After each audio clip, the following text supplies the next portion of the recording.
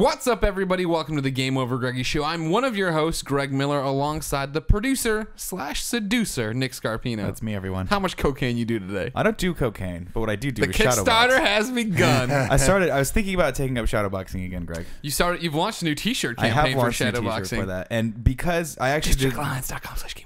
I did the design for it, and in doing the design for it, You did not get back into shadowboxing. I started designing it with both hands, and then midway through the design, by the way, that design, countless hours went into that. Arguably like 3 or 4 weeks of my time. As I was designing, one of my hands just started. Yeah. You know, just to kind of get back into the... That's like swimming. That's the not motion of it. It's how you warm up your rotator cuff. You got to loosen it up. You get a little bit of this, and then all of a sudden I heard a noise, and I immediately snapped back to my kata 1 position. Yeah. From... No, I don't. None of this actually happened. And then you look down, and it's a whole new design. It just felt I was like, right. whoa. And next to the computer was his dead wife. Oh my god. He's a lethal weapon, ladies and gentlemen. You can't sneak up on him. That's not how it works, D. Roger, that's a Special Forces tattoo. Lethal Weapon 1. Oh, okay, great. Then we got the Pride of Long Island, Colin Moriarty. Oh, yeah, you're popping. You're showing your pop filters. Guys, we're going to get pop filters. The one kid talked about pop filters. There's a lot of kids that talk about it. That one kid's gonna I've be never real seen anyone happy. talk about pop filters. Chris Ostertag, whom I trust implicitly. Yeah, he does audio for Austin City Limits, so he knows a thing or two about sound. He was like, hey, he also knows a thing or two about being a bitch. He's like, hey, great show. I gave up on life a long time ago and got married, but I don't know what that meant. I was in his wedding. I actually married him. I know that. It means that marriage ends your life. But why did he drop that in about the show? Because it's on his mind. Okay. Yeah, he watched our show. Actually, he has a lovely wife, and I'm super happy for you guys. Expecting your first kid. Good job. Hopefully that was public knowledge. If not, it is now. There's a YouTube video about it, so I don't know. Okay, good point. I've never said anything about it publicly because I'm not sure. I'm pretty sure that's a thing. That's all right. We confirmed here. GameOverGreggy.com exclusive. Scoop. So, no, he watched the show, but I trust him implicitly when it comes to audio. And he said, do me a favor, get pop filters. So the first step, I think, in this journey is to Google pop filter. Sure.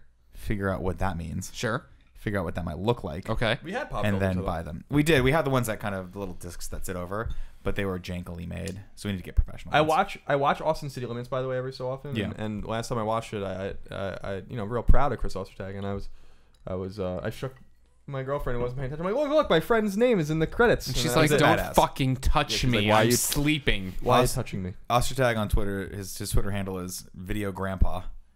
But he really knows his stuff. I think he actually doesn't do audio. I think he's actually one of their engineers. Oh, okay. Like he's one of the guys that like goes back and he knows a lot of things. Yeah, he's a very impressive human Could being. you introduce me to some of the Nashville people you think from the show Nashville? I don't think Nashville and Austin are anywhere near each other. But I'm talking about the artists on the TV show Nashville. Maybe they've played Austin City Limits. Maybe they've been to Austin.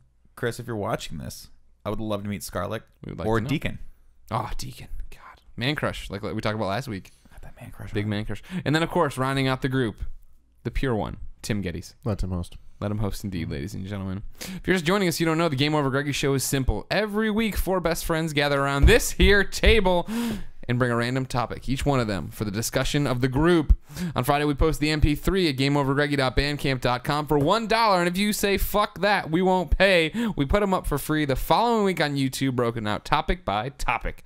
You're probably watching there, youtube.com/GameOverGreggy. But if you're listening to this MP3, driving around the back roads of Tennessee, thanks so much. It means a lot to us. Just Tennessee. Is that where a lot of us... Everybody else can go fuck off. Wow. You're in Maine right now, eating a lobster. I'll tell you the one thing Break about... your dick off. I've never been to Tennessee. My only reference to Tennessee nice. is the fact that a lot of whiskey, namely Jack Daniels, comes from Tennessee. Tennessee whiskey, yeah. And I have had multiple good nights. Some bad. You've had a lot of bad nights. Mostly 50-50 good nights bad. I'll take 50-50 good to bad because of Tennessee, because of whiskey. So thanks, Tennessee. Big ups. I like Tennessee. I've been there. Memphis, interesting place. That's it. That's all I have to say about it. Good music there. All right. Yeah, good, really good music. Saw 311 there. So it was excellent. Where haven't you seen 311? I've seen 311 21 times. No way. God. True story. Really? We're talking about Austin City Limits, which is coming up, and the That's mind-boggling. Is anyone else boggled by that number? I think he's lying to us. No, I'm not. I saw them 21 times. 20 of those times were between 1999 and 2006, and then I've only seen them once since. Oh my god. Wow. But I saw them. I've seen them in, let's see, New Hampshire, Massachusetts, Rhode Island, Connecticut, New York, New Jersey, Pennsylvania, Chicago. Louisiana, Tennessee, California. That's everywhere. That is insane. Wow. That's dedication, man. Yeah, including 5 shows in a row. I don't even know if I've been to 20 movies. They're a great live band, man. Telling you what. What are you doing on your phone over here, Nikki? I'm looking up something for my topic. See, but all I it looks can't- like is you're just closing windows on your phone. I'm trying to because I think I can't get service in this room. Because you have in too many, this you have too many bombed windows out- open. Dude, if he's closed a few more windows, he probably gets pretty Oh good wow, service. I have a lot. Open. It's a pain in the butt trying to remember to close those windows. I never do. Look, now it's back. You know what I'm talking about, Tim, on your iPhone? Oh yeah. Yeah. You were I staring just off don't like you use had that no idea what we're Safari. talking about. Well, it's I not, thought no, it's it's about closing apps. windows He in has here. multiple It's apps. hot. No, it's really hot already. Yeah. Good thing I Why wear does these shorts. everyone always complain about the temperature? This is one of the things I don't understand. Everyone's always complaining about the temperature. It's not In light for this room. just generally. Okay. It's not like I wish we would only complain about the temperature when it's really hot. I get really so cold. hot. I'm getting hot. I'm a hot man. I'm like I'm fine. Well, I have the wiener dog on my lap, too. I just think you guys are crazy. Like it's like the boy who cried wolf. When it's really hot, no one's gonna believe you. Like when you walk outside and your shoe starts to melt and you're like, guys, it's too hot out here to walk. Right. And everyone's like, they're it's not too shut hot. up. It's not too And hot. they Always- push you always- past they'll be you. like, you always say And their that. face starts to melt off and you're like, Yeah. no. Tim, you want to know one of my favorite Colin Moriarty stories? Yes. When I moved in with Colin Moriarty and it started to turn to winter the first year, he came out one day and he said to me and Mike Mitchell, he's like, and I just want all y'all motherfuckers to know that if you ever think about walking over there and turning on that thermostat to the heat, I'm going to remind you how cold it is in Boston. And then he walked away. And then the next day he was like, it's cold. I'm turning on the heat. I love you.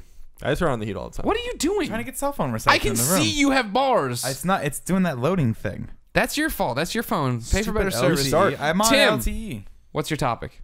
Oh man, we're starting with me. This is gonna be fun. Starting it We're off. Going into it. The topic is visible panty lines. What are your thoughts on them? What are your Okay. thoughts on them on others? on Visible, yourself? define visible panty lines. You're so I saying don't- so you're saying on yourself and on men. So you're saying underwear lines, but panty sounds hotter. Whatever you want to call it. Boxer lines, Yeah, boxer lines, thong little lines. brief lines. What does that mean? Define that for me. So you know when you're walking down the street and then you see somebody and then you're looking at the rear end. I And then you I see never- the whoever you see wanna the do. outline. The And then you see the outline of the underwear, whatever it is. Mm-hmm. What do you like? Do you like that? Do you not like that? Because this is the thing, you know, like that is a very, sexual thing. Sure. Doesn't need to be though. No. Do you take it that way? Do you not take it that way? Does that get you going? they know? Does it not get you going? Well, that's a lot of them do know. You know, sometimes they don't know. I feel like that's not. I feel like This- that could be hot, but like it ruins the contour as well of like like.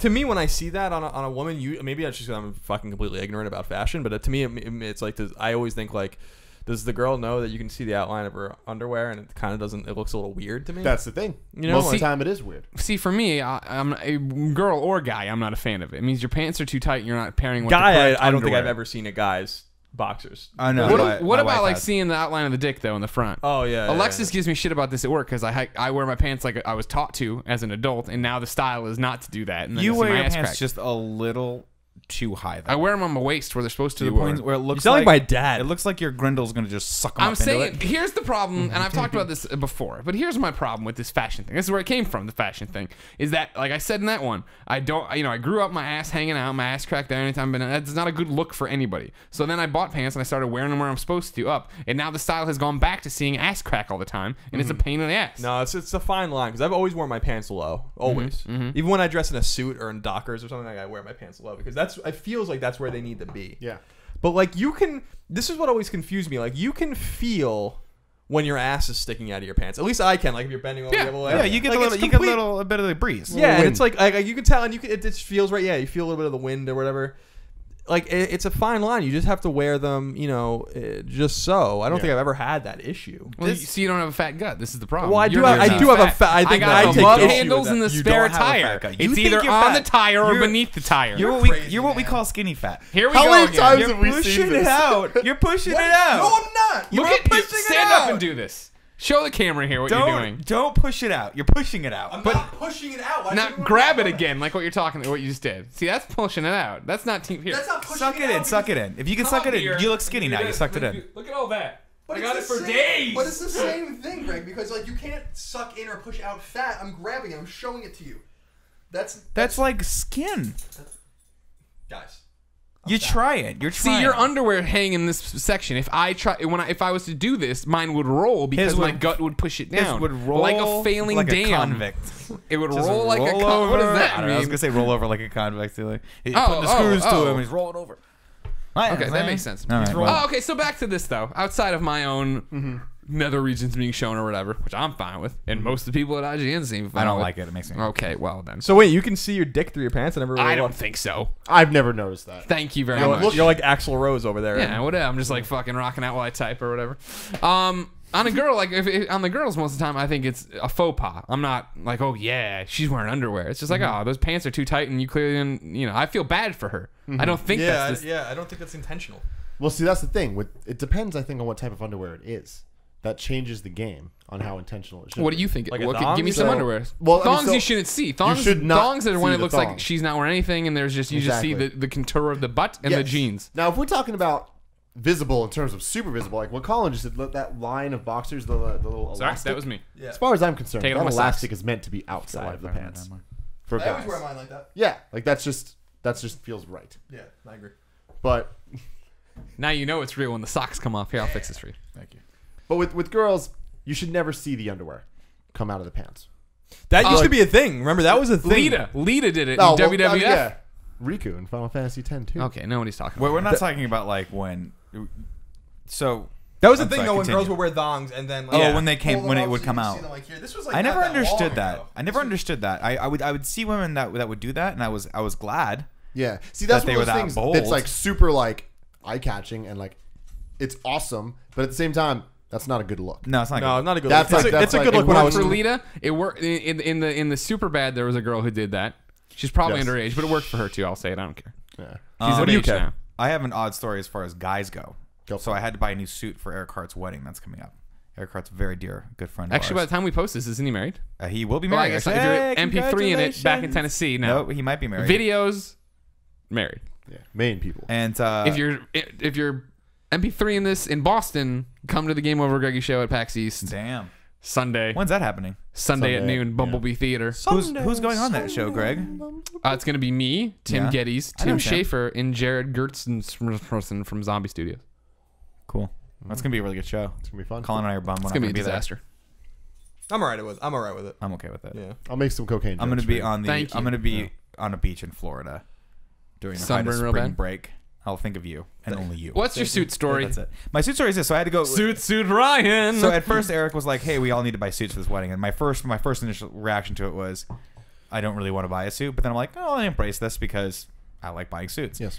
So I go and I find the one I fall in love with. It's great. It's a stunning charcoal suit, and I try it on. My wife's like, "Everything looks great, but you can't wear boxers because the suit." He told us to get lighter weight suits because it was, it's gonna be hot in that Florida. linen material. It's not linen, but it's That a linen light, material. It's linen. A breathing polyester. And so she's like, I can see the contours of your boxers, and it's really it's Distracting. It's unsettling. It's unsettling. It Yeah, is. yeah. And she goes, you have to wear. And she bought me a long time. Are you familiar with this place called Lululemon? Oh yeah, I've never heard of this. they make yoga pants. They make my very God. very very women's clothes. They make some guy stuff. I mean, They it's make okay. very women's. They but make it's very it's- very women's yes. It's clothes. largely for women who want to work out.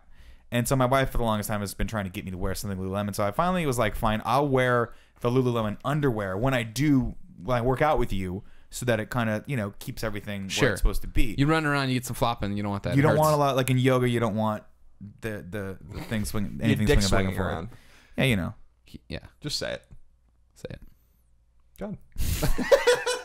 Anyway, long story short, but when I wear this particular kind of underwear, when I wear the boxer briefs, it for some reason it squeezes too much, and I feel claustrophobic. Oh, I love So boxer now I'm briefs. conflicted. Oh, man. No, I don't like it either. I got to bring them with me on the trip. I got awesome boxers from the Gap, grizzly bears on some of them. Some of them have boxes, and then I've got this pair of striped Lululemon pants or underpants that I got to wear, and I'm conflicted. I bought them both. Striped Lululemon. They have stripes on them. Now, can you see them through the pants? No. This is another female phenomenon. Yes. You see a lot with them, where they wear the yoga pants or whatever, and they stretch too thin. You can actually make out the pattern of Yeah. the underwear. If your Again, yoga I feel pants like are they are stretching being too violated. thin, You're doing it right. you need new yoga pants. But wasn't this a That's the thing? sign. I Yeah, swear that was this the was the thing with the company. Yeah, that was yeah, making it was yoga pants. Lululemon. Oh, okay. They got someone got sued, and I think they had to settle, or pull a lot of merchandise off the shelves because the nylon they were using was way too thin. So when women would do the actual thing that the pants were meant for, which was yoga, it would be like it would go so sheer.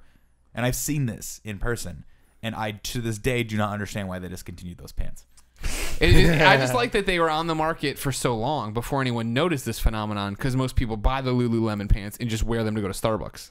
That's true, but at some point, what happened was someone dropped something at a Starbucks, and a guy was like, "That's amazing," and then it was not poor. Yeah. That's my theory. Oh, what? That person was you. The Starbucks was. I would have never said a Street. word. I would have never said a word. If I Keep saw it that. secret, keep it safe. Keep it safe. I had this precious. theory Yeah, hit me with it. about yoga pants and men. So yoga pants are like kryptonite to many people. Right. Boxer briefs are the male equivalent of yoga pants. Okay. It's just so? it drives girls nuts. Do they like them? They but love see, for them. me, it's never been that way because I look a little bit like, if I wear those, I look a little bit like an ice cream cone that started to melt in the sun. You know? Where it's like you get the sides that are over and they just start to sag a little bit. It's not flattering for me. Like, you got that still young, nubile body. Yeah, see, you know? I can't speak for melty ice cream cones, but, for people They can't speak for themselves either. Yeah, they can't. Kill me. Yeah, it looks a little like chocolate malted crunch. Have you ever had that ice cream? No. But it's like I've spoken to many a female friend, and all of them are like, "You gotta like boxers are like nah, you gotta switch to the boxer." I know. Boxers. My wife said It's the the same way thing. to My go. wife was like, "You gotta do it. I can't stand looking at you in boxers. You look ridiculous." And I'm like, "It's free. Why? It's so much more comfortable, freeing. for sure. It just feels so much better. No, I like the boxer briefs. I can't deal with it. That's I because do you it wear- now though because I'm like, it's better for me.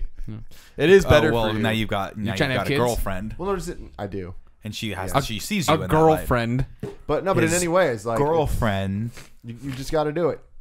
You never know No. who you got to get naked in front of. There's an essential. I do. That's what There's an getting married is essential about. issue to the boxer brief though that we're ignoring. Now I don't know what you guys are working with. I don't really want to know what you guys are working with. I'm packing like a I'm mid-size really- Honda. I'm happy with what I'm working with, and this is the problem that I've encountered for a long time since I Let me ask you attempted this boxers. question. Yeah. Let me ask this question before we go into this. When you go to rent a car, Mm-hmm.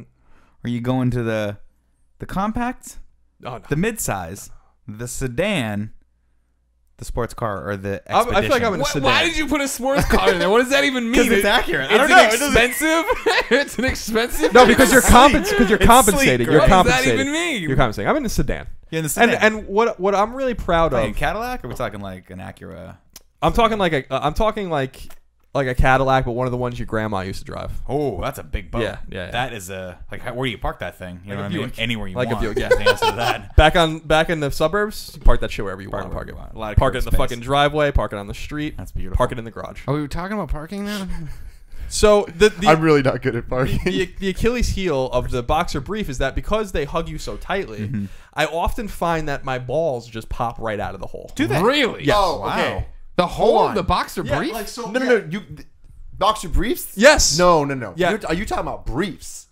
That happens to me with No, briefs. but the boxer briefs are no. Boxer briefs are the same thing as briefs. They just No, they're got not longer briefs. legs. I haven't worn briefs since I was like 8 years old. I love The- briefs. Briefs are back. Let's all start wearing briefs. But no, boxer briefs, like where I'm like, it's just like, I'm like, you can kind of feel when Things your aren't where dicks they're supposed are to be, yeah. hanging out basically. Like, I feel like I have a problem every once in a while where like something's sticking out. Interesting. Something's like popping out. That's I can't that's do briefs actually because my dangerous balls though, come because out of if the you briefs. don't know that's Always. there, Are you there sure? could be some complications with zippers. Are you sure you're wearing the right size of boxer? Why is the elastic so shot in the leg holes? I think he's talking about the front, the little pocket. Think about it. Like, I don't know what you guys like. When you pee and you take it, you don't pull your pants down like you're a 7-year-old. Hold on. This is the crazy part. What? Did we just find out that you actually use the pee hole? Yeah. The sewn-in pee hole. I don't. Wait, you so were the you first person I've ever met in my wait, so entire you life. guys pull your boxers down, Boxer briefs. boxer briefs, Whatever down. we're wearing. No. I unzip my pants. Like I'll take, Oh, actually- that hole is what you're talking about. Yeah. All right. No. I actually I don't unzip my pants. I just take. You don't unzip your pants. No, I unzip the zipper. Oh, okay. And then I reach in Yeah. through the hole. Yeah. Pull it out. Pee. Poke it back in. Shuffle Shimmy, around do a your little shimmy, bit do your shimmy. to make sure everything's back in place. Yeah. Zip it back up, and then I'm good to go. No, I do the opposite. If I could, I would do the thing that little kids do. Oh, where you pull they your walk pants up down? and just drop it off. Isn't that And awkward? just talk Yeah. to people. But you were one of those people once doing that. I was. I would As still of do 2 my- years ago. True story. My brother, when he gets drunk, is still that person in bathrooms. if we're my in God. anywhere, he just thinks this is the funniest thing, and I agree. I can't not Wait, laugh. wait, It wait. just So is makes this it- rare? Is this rare? Is this like when I figured out that it was weird that I stood up when I wiped my ass? Like that thing has won awards for being the most useless invention in That's the entire fucking world. insane. It's not useless. You have to pull down your pants. The boxer briefs I wear don't even have the hole anymore. Some of mine are sewn Like up. you have to pull sewn down your up. waistband. Michael I do Kors, he everything. knows what's Oh up. yeah, no, mine don't have holes either. What? Mine have holes. But you don't use them. This is fashion, not function. No, I don't. And here's why I don't use them, because I'm like meticulous about not like, especially the urinal, which I feel, by the way, I've talked about this before.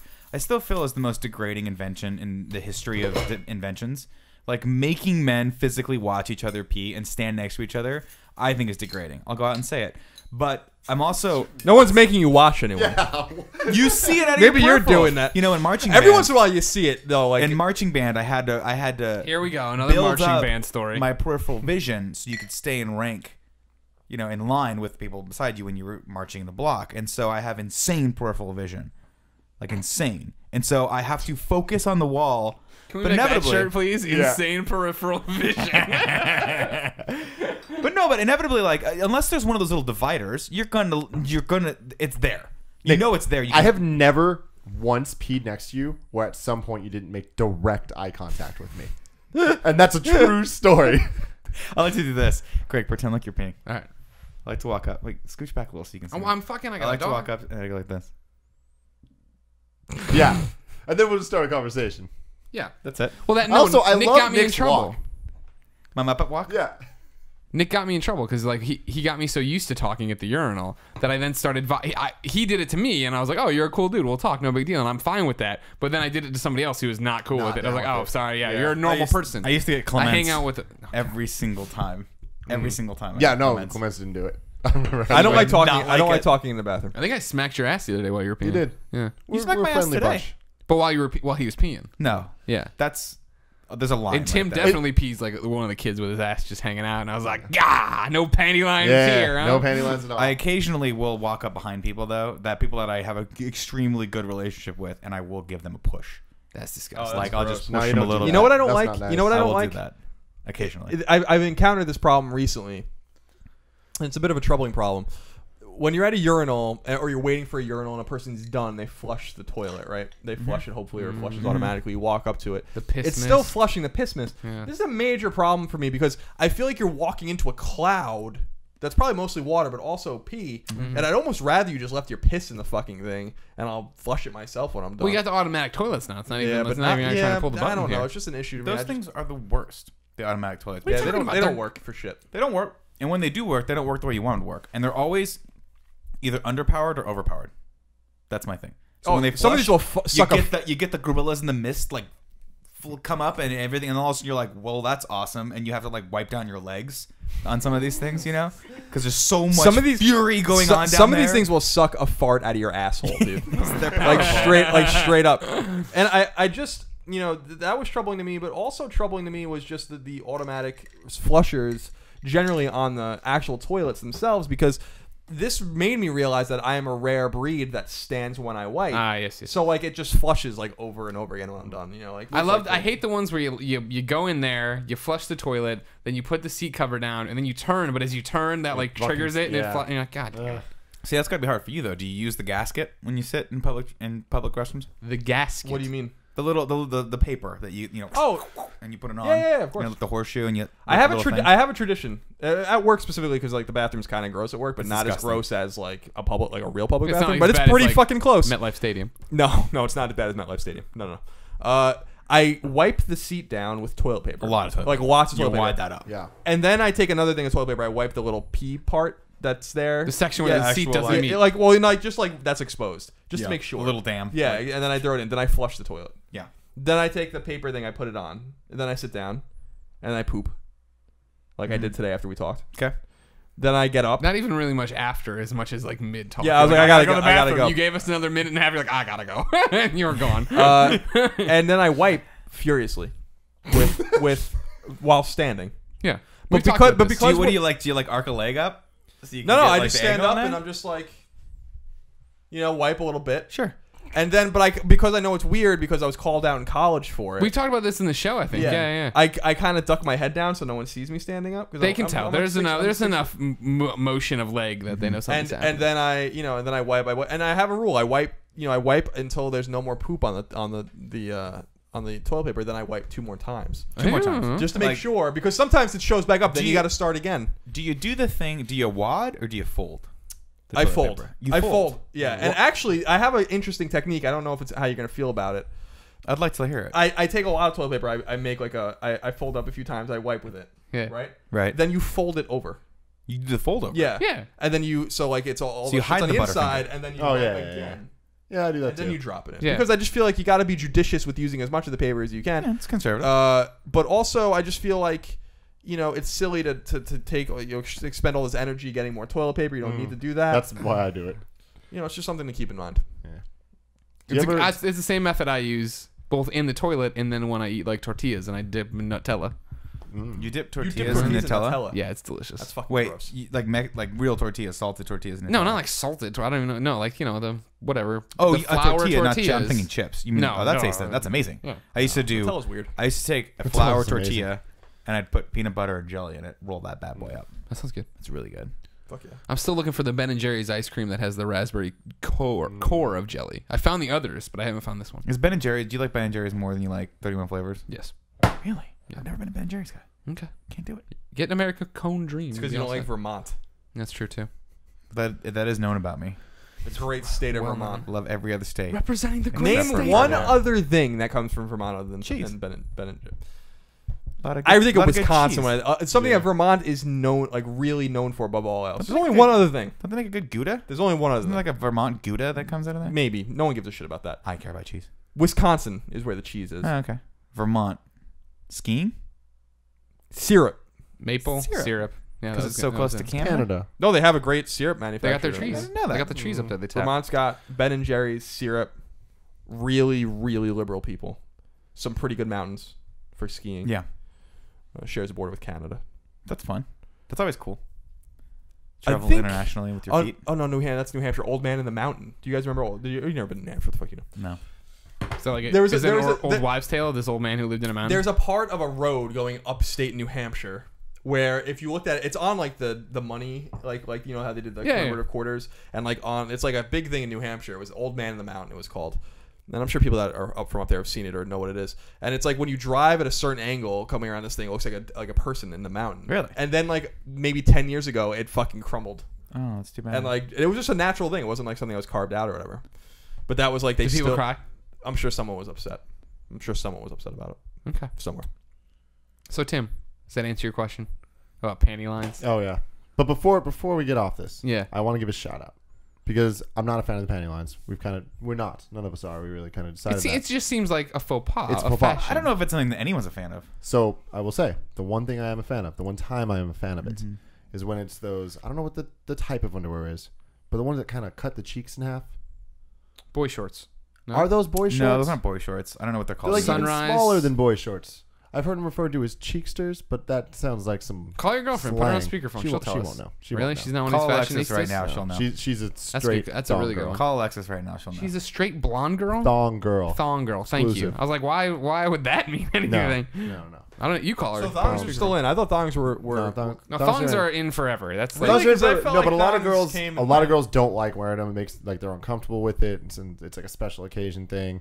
But then some are just exclusive. In Southern California, every girl that I knew used to wear just the G-string, not even the thong. It was Yeah. like Well, I the- mean, it was like whatever. the Same little thing. pieces of Yeah, little fisherman's wire. yeah, that's it. Yeah. Floss. But when these cheeksters or whatever they're called, we're getting to the bottom of it right seeing the lines of those. You calling her? now. You calling Linda? No. Oh God. Let's call Linda. No, Don't we're call not gonna Linda. call Leave Linda. Linda alone. Who Dude, you calling? let's call Linda. Alexis. She'll Okay. know. She's a fashionista. Hello. Alexis, it's Greg Miller. You're on the Game Over Greggy show. How are you? Oh no. It's okay. It's a simple question for you. We're talking about panty lines and underwear and all this other stuff. For girls, Yes. what are the underwear that like comes down on an angle on the butt cheeks? Like cuts the butt They cheek come in down- half. The half They come underwear. down to what? The half underwear that are like it's not a thong by any stretch of the imagination, but it's not a full one like completely cupping a butt cheek, but it cuts the butt cheek in half. Oh, boy shorts? That's what I Or guess hip is huggers, they call them. hip huggers or boy. No, boy shorts. not the ones. The ones that like literally. Huggies. Let me see this thing. It's a phone. What? No, the boy shorts. That goes like half the butt, but they're like boy shorts. Are they boy shorts? Because I thought boy shorts were like actually like went down farther than the cheek. Yeah, they do. No, the boy shorts kind of like they go right above like that little part where like the cheek actually meets the thigh, where that little like. No, but Tim's talking about the ones that like actually like Half the bisect, like they dissect the cheek.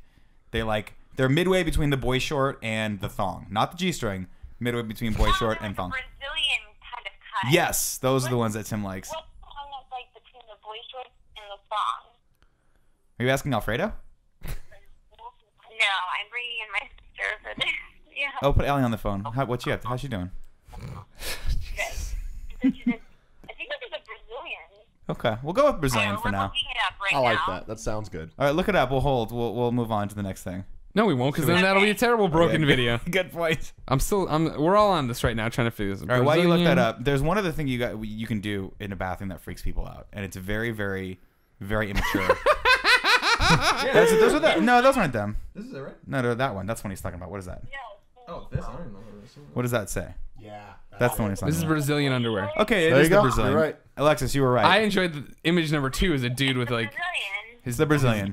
his penis right there. Yeah. Greg, why are you? Brazilian. That one works too. Okay. I'm just convinced there's like an official name for it. Go ahead. No, Brazilian Turn around, makes show it to sense. the That makes camera. sense. Why are you looking at that? Because I put in Brazilian underwear, Nick, and that's what came up as search result 2. That looks like Fran's underwear. Get out. Oh, All right. jeez. Thank you, Alexis. No problem. They're called the Cheeky Panty, Victoria's Secret official. Okay. There you go. Thank you. Cheekies. Thank you. That's All right. it. There you go. Shut up. It's over. Time up. So yeah, We'll have to going think back to it, I'm a fan of the VPL as it's called, about the VPL. the visible panty lines. You are a fan of that. On with those. 'Cause Why? When you see, I don't know, because that's on purpose, but it's not showing too much. Like with the thong coming out, that's just like, hey, I'm fun, but I'm not too fun. I'll be honest. If I'm seeing any of that, I'm probably happy. Now Any of Colin it. is Google image searching giant penis. Gigantic What is that? Is that an penis. elephant? What is that? Elephantitis, probably, yeah. Oh, that's the worst. We can't show that one on the None air. of this was really what I'm looking for here. Yeah, these are all like joke giant penises. These aren't real deal giant penises. Safe search off. Mm-mm. Yeah. Oh, you got safe search on? I don't know. It's default iPad. If you search for giant penis and that's what's coming up, safe search is definitely Yeah, on. that's like a scientific drawing of a penis. All right. I think that answers the panty line question. Next topic is going to be for me. You're done with your gigantic penis search. I hope you caught the other video. My topic is a 2-parter, so stick with me. It's about fictional universes, all right? I want to know which fictional universe you'd love to live in and which fictional universe you'd never want to live in. Easy. Okay, you go first, Mr. Easy. The one I'd love, Harry Potter, 100%. Okay, When they open the Harry Potter land, I'm still bitter that I haven't gone there yet. sure. They're opening one in up here, right, or something like Are that. they? Yeah, LA, or Hollywood. Okay, I gotta go to it. When I read the Harry Potter books so badly, like I was like this close to writing fan fiction for Harry Potter. That's how much I love that world. you essentially did. Did What I? was I it? With did. the April Fool's I did. video. I actually did. I liked Oh, it so much. I made an April Fool's video at IGN Yeah. about it. It's amazing. Here's the link. Nope, Greg won't do that. Joke's on him. I might. I love that world so much. I think and they're making 3 more movies now, and I'm super excited that that's staying alive. And I know when you were caught up in the zeitgeist of Harry Potter, it was hard to imagine a world where you weren't like looking forward to something Harry Potter. So I'm glad I can get back to that emotional state. The other fantasy world that I would absolutely not want. Whoa, no, you need to talk more about. There's problems with your Harry Potter universe. What's wrong with the Harry Potter Are you a universe? muggle or are you a magician? I'd probably be a muggle. I'd like to be a wizard. A magician. Are they magicians? No, they're wizards. They're magicians. There's They use sleight of hand all the time with their talking chocolates. they don't go like this. And then They pick- did. Like they pick your There's card. a whole part where they do that, where they're At no throwing point stuff. do they go like Gambit style and throw your card at you. Like you're like that's how did he do that? That's amazing. I'm sure they did at some point. in No, the- it's- the books. I think- but I mean, so you're a muggle, then you don't even know what's happening with Well, the magic. I would hope that in my fantasy, it's much like Harry Potter, except I'm a little bit more well adjusted and both my parents are cool. But someone comes to me and says, "Hey, you actually have wizard blood in you. We'd like you to come to Hogwarts. But you come to the American version of Hogwarts. So I don't have to go to England because they drive on the wrong side of the road there. Do they? Yes. Good. But I always imagined, because the world was so fully realized, because they made nods to the American president and they talked about schools that were in, you know, Russia and France and things like that, that there has to be an American school, right? So this is the fan fiction you did. I'm not kidding. I actually wrote the story about the That's horrors so funny. before we made the trailer, and then we made the trailer. And it doesn't. I mean, it makes kind of sense, but I wanted there to be a show or a movie where they actually explore the United States and what the wizarding community looks like. Because oddly enough, I have to imagine that when there was that big war between the Dark Lord and all of the good wizards, Magicians. I've heard it both ways. That America would have come in on some level. Like, there's no way that war would have happened, and America But it did. and the American wizards wouldn't be like, we They are didn't know. flying over there right now. Yeah. It's like Nazi Germany and stuff. Like, we didn't know until it was too late. That's actually true, We because- read about it in the New York Magic Post Times. That's what it was. And they were just like, oh. You're actually pretty spot on. They actually did not know. They tried to keep it secret until about book 6 when it broke out after Dumbledore died. Like, is there something in the sky? And like, I don't know. They're like, he's coming back, and I'm like, that's Professor not a snake. Copperfield, what do we do? Professor Copperfield. You know more about the Harry Potter universe than you're letting on. Let's get Defense Against the Dark Arts Professor David Blaine in here. Where does Chris Angel fit into your? He's mind freaking. He's mind freaking. Yeah, he's mind freaking. He's like their Hagrid. Professor of Mind Freak. Okay, so then what is the universe you would not want to live in? Walking Dead. It's the worst place on the planet. There's nothing imaginative about the Walking Dead. It's just terrible. It's terrible What, all the zombies? time. Yeah. Okay. I feel like What do you you'd mean want to there's be in the. nothing imaginative about it. I feel like you'd be like, I want to be like Rick. I want to be a leader. Cut my hand off. Whatever. Like. I don't want to live in the Walking Dead universe. I've been preparing myself to live in a zombie apocalypse since probably age 7, so I'm ready for it when it happens. So what would yours be? Star Wars? No. So the one I want to live in is I'd want to live in the DC universe and live in Metropolis. Okay. Superman always saves the day. I get to see Superman. Hopefully I get powers. Metropolis is New York, right? Yes. Yeah. I mean, Gotham there and is a Chicago. New York there as well. It's confusing and stupid. But yeah, I'd live there. Superman saves the day all the time. You get to see cool stuff. Nobody dies. In this one, are you a superhero? I'd love to be. Do you become a superhero at some point? Like I would love to be, Yeah. but if I don't, I'm not. I mean, like, this is what I was talking about with DC Universe Online, right? When this game came out and I was all stoked for it, I talked about the fact that growing up, going to Catholic school, we talk about heaven and the afterlife, and I proposed this theory that everybody's heaven is different, right? It's like, you go to heaven, it's not just sitting around in clouds. Like, you go and, I don't know, you get to go have your idealized world with all your friends there, because obviously once you're, dead and you're just an infinite consciousness, you can be anywhere and whatever. And I always said mine would be to be a superhero in the DC universe and live in Metropolis. And so DC Universe Online is literally my definition of heaven and why I continue to play it to this day. So I would love it, but even if I didn't, even if I was just a video game reporter in Metropolis, cool. I get to see cool crap. You would see a lot of stuff. A lot of stuff happens in Metropolis. Yeah.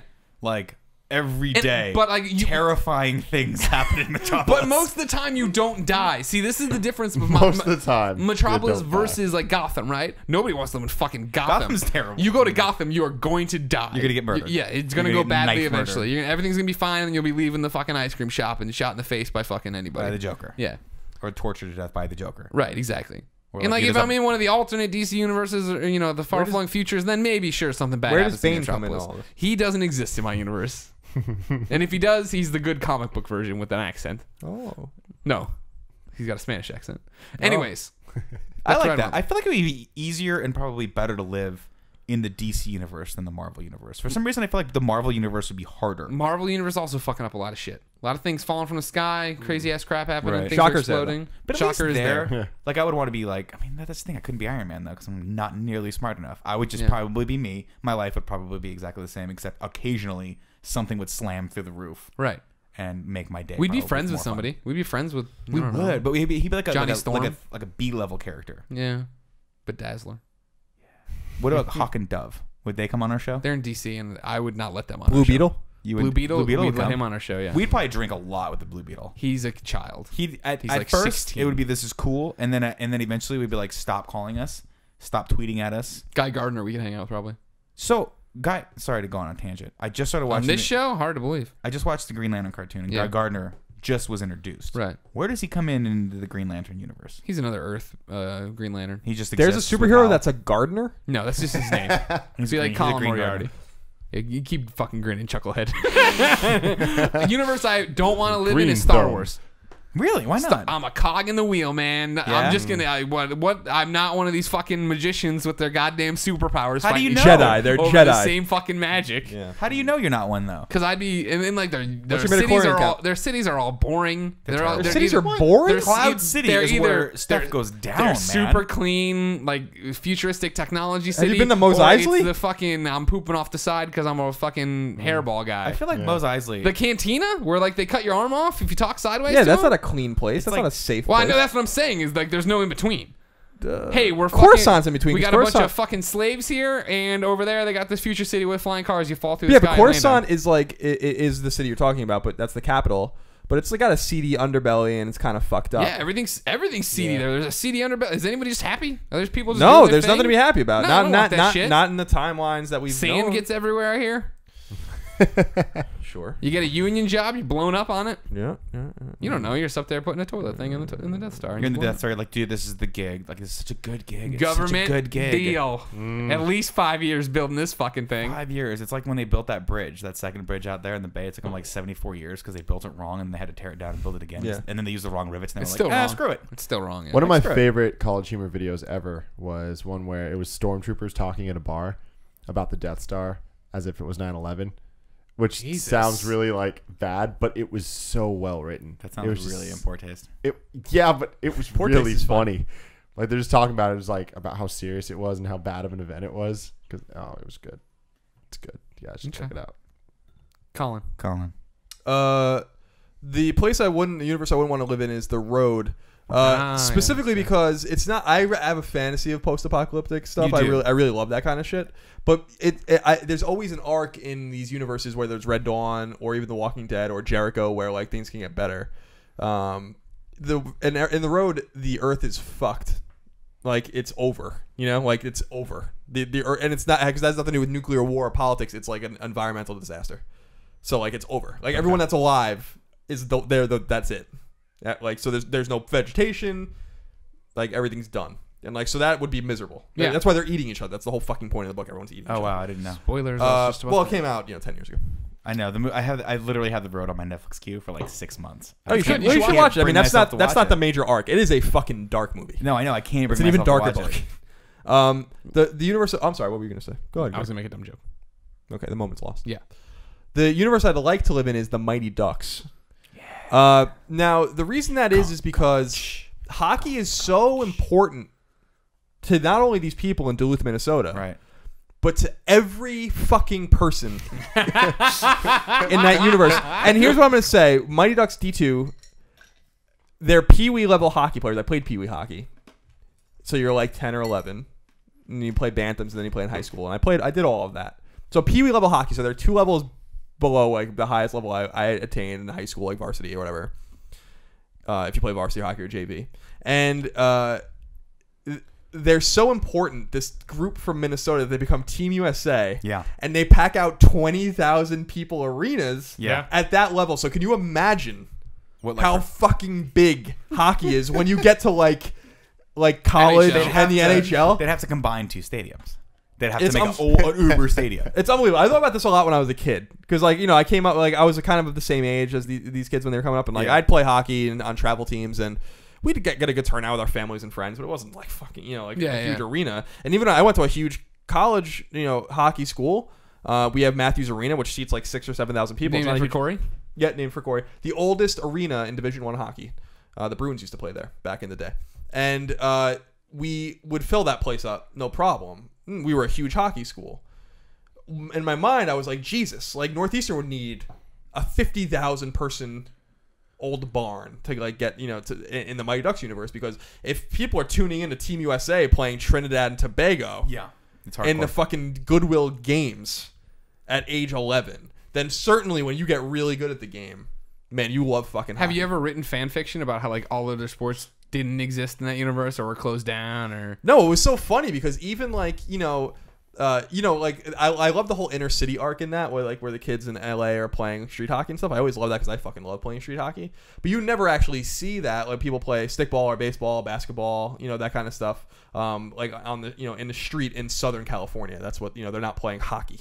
But in that universe, they were fucking Everything's playing hockey. They were playing hockey in the Everything's hockey. schoolyard. They were playing hockey on the ice. They were playing hockey When they serve you everywhere. pizza, they like shuffleboard it across the table to you. 'Cause Not the that's- same sport. That's a hockey thing. Yeah, That's a shuffleboard term. and hockey for sure. Shuffleboard is a derivative of hockey. From what One I time they tried to play hockey, but one guy brought a puck that was deformed and it was too big and heavy. It's like, fuck it, we'll try this new thing called shuffleboard. This is better. This is a natural iteration of hockey. Is there a stadium somewhere in Long Island where if I were to look up at the jerseys that are hanging around, would I see one that says Moriarty?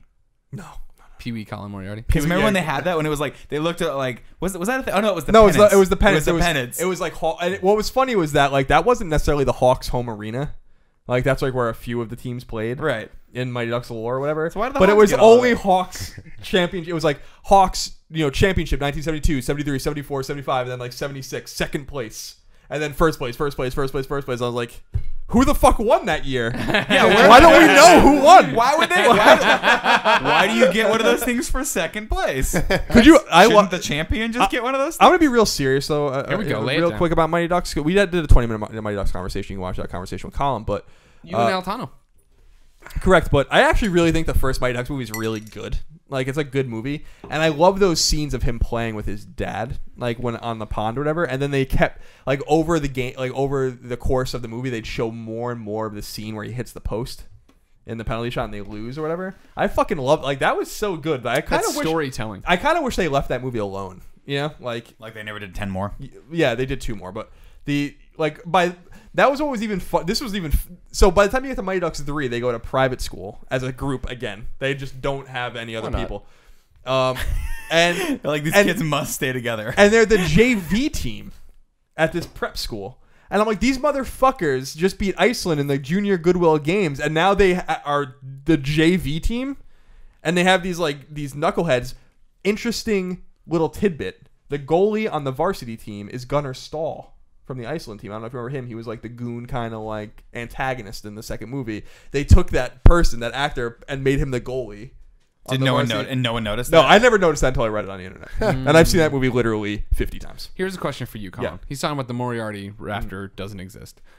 The Billy Joel banner exists. Yeah, it does. It really does exist. What in your lifetime do you have to do? Like, can you keep doing this internet dumb shit stuff and eventually get so big on Twitter and everything else that they put a Moriarty? I guess. I mean, his banners in Nassau Coliseum where the Islanders play, because he sells that place. He sold that place out like 1 million times. So like, because that's where he would play. Like that was like. I thought it was just because he was big. Pride of Long Island. No. It's like it just says Billy Joel and like an X amount of sold out shows. Like and they update it.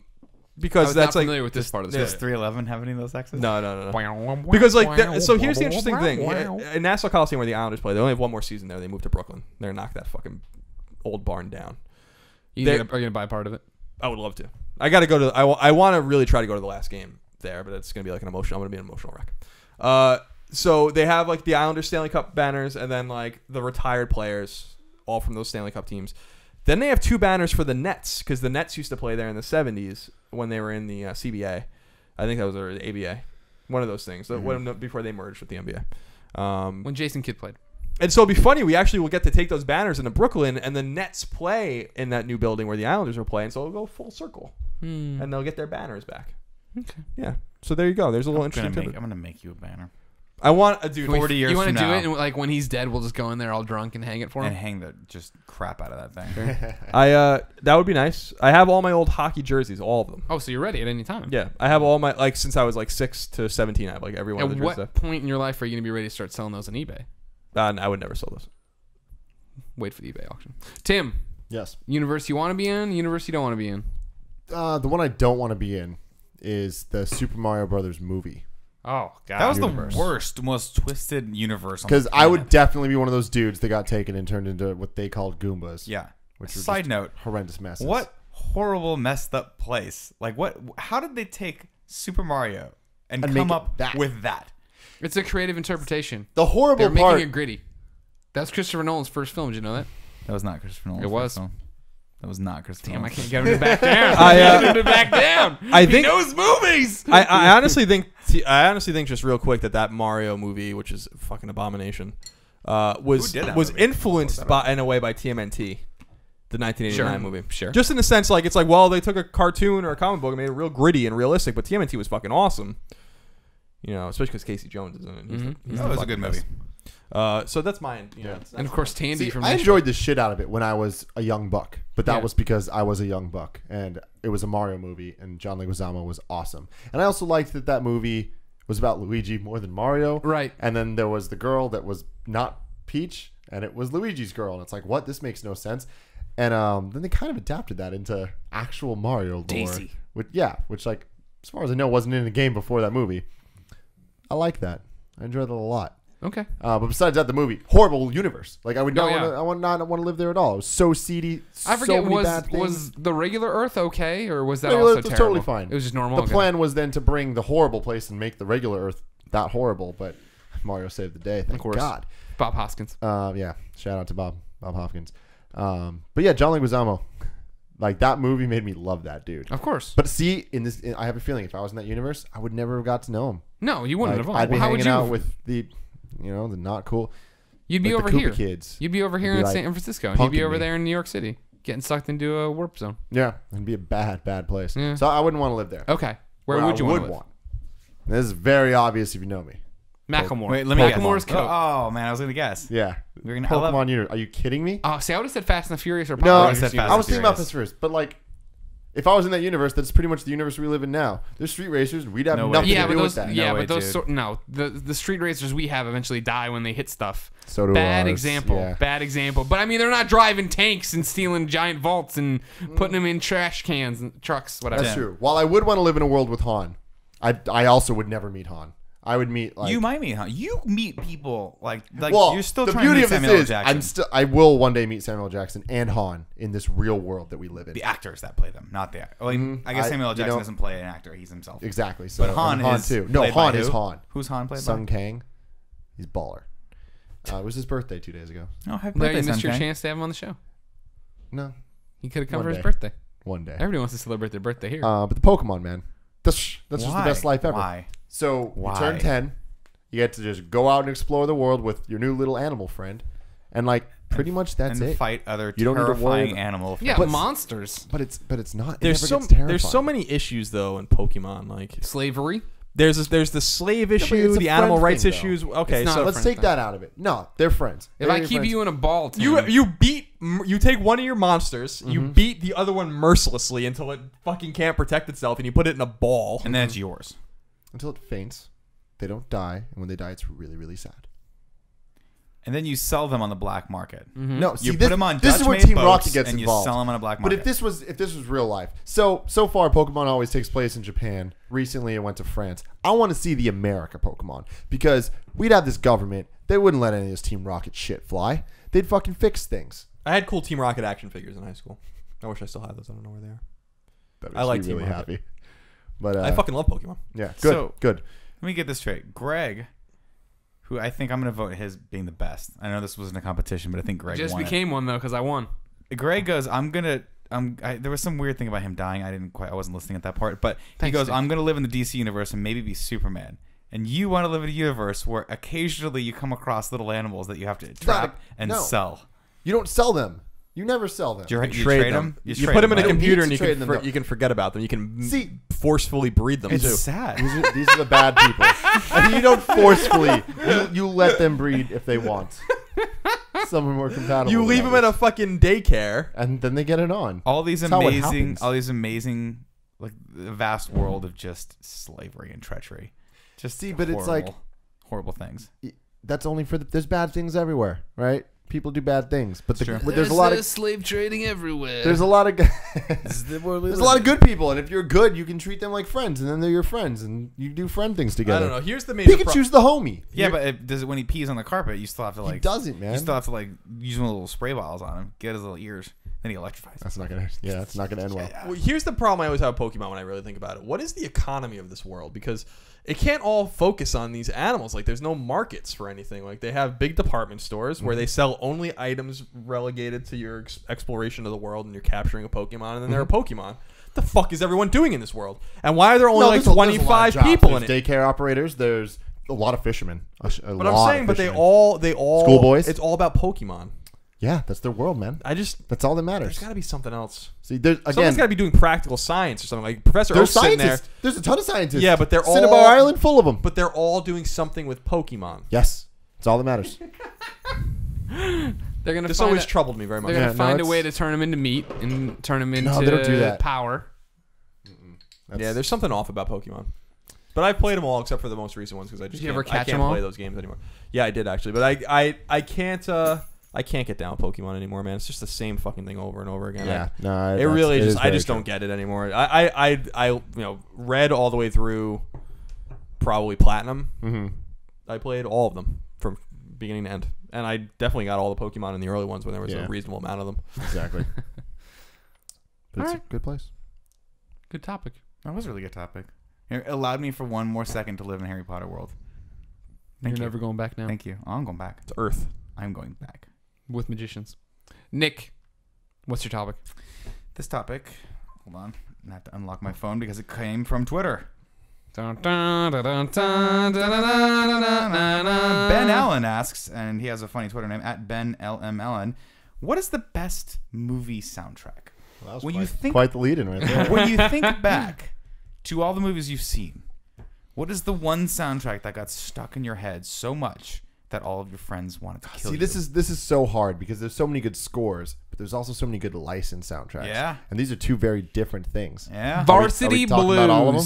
We'll talk about all of them. Varsity Blues. Whatever you get excited about. Yeah. And I said the same thing because you're right. There's a lot of really good soundtracks that you can queue up and listen to, and it's just a compilation of other people's songs. But then there's soundtracks like anything Hans Zimmer does. Yeah. That you're just like, I'm going to play that for the 74th time on Spotify. Hans Zimmer, and no one can stop me. John Williams. Both of those the two. themes that John Williams makes. Basically anything that they make. Like Greg, I'll give you one. I already said mine. And I have it here. That was it. Varsity Blues. It had the song Varsity Blue performed by Caroline Spine. Never did anything that I know of. But then Nice Guys Finished Last by Green Day. My Hero, Foo Fighters, Run, Collective Soul, Are You Ready for the Fallout by Fastball, Horror Show, Third Eye Blind. These are big names. Thunderstruck, AC/DC, Nitro, The Offspring. There's a bunch of other stuff in here I'm not bugging you with. Those are the great ones. That's a great soundtrack. Am I wrong? That's a really good soundtrack. Yeah. Thank you. I thought two for sure, the two that you were going to pick. Ghostbusters 1 and 2? No. Ghostbusters 2. No one picks Ghostbusters 2 in any category ever. about? Except Run for DMC. any Too hot failed... to handle, too cold to hold. They called the Ghostbusters because they were in control. Was it Hammer? Who did that one? That was Bobby Brown. Well, I guess we're gonna have to take control. Gotta take control. I thought you were going to go that, or I thought you might go John Williams, Superman. That was a great score as well. That was a great, score. That's probably in my book, not my favorite, but the most iconic score ever made, I think. Star Wars. Do you think Star Wars is? Star Wars, yeah. That's yours? Superman's close. No, I'm saying Star Wars is the most iconic. I think Superman's still more iconic. Nah, man. No, son. Because Star Wars has that one opening.